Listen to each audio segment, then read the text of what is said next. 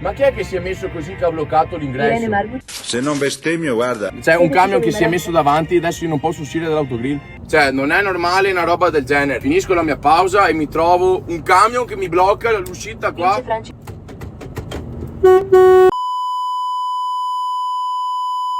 Devo andare via. Aspetta, adesso sto qua a scendere, cosa sei che vuoi? Ciao! Come mai? Cosa è successo? No, tra poco devono andare via quelli davanti, così li metto io. Però adesso io devo andare via, non posso stare qua ad aspettare. Ma perché sei entrato da questo lato? Non sei andato di là? Chissà che non mi incazza, eh. Perché facciamo sempre qua la pausa e andiamo via da qua? Falla una pausa, devi fare quanto devi fare? 45 minuti, adesso devo andare via. Devo andare via io adesso. Ah, tu stavi dietro? Sì. Allora lo sai che vai indietro, fammi entrare. Ma non faccio la retromarcia, devo uscire da qua io adesso.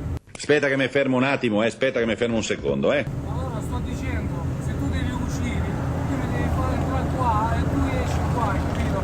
Poi se no dobbiamo aspettare questi qua che se ne vanno tra 10 minuti. Sì, ma però te non puoi metterti qua davanti perché se le macchine devono passare qua. Sì, certo, però se tu esci, sposti questo cartello ci passi. Ma non faccio la manovra qua, mi dispiace. Allora, se non fai, allora, se non puoi fare questa manovra, devi fare marcia indietro, devi andare indietro, così anch'io faccio marcia indietro, mi metto al tuo posto. Ti metti là e io dopo vado. Boh, dai, allora. Boh. Prego. Vai ragazzi, manteniamo calma perché non è il caso.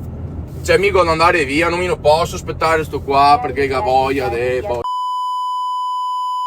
In questi casi bisogna mantenere non la calma, di più. Dove cazzo? Mamma mia, no ragazzi.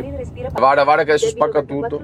Cioè qua non c'è rispetto, io non farei mai una roba del genere. Mi metto a bloccare per aspettare 10 minuti e blocco tutti. Sì, ma tu devi fare così, ma devi fare colà.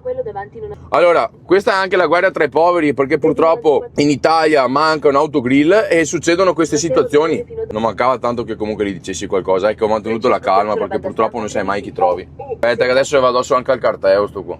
Dai, fammi andare via, te prego, perché ne godo coglioni. Dai, fermate.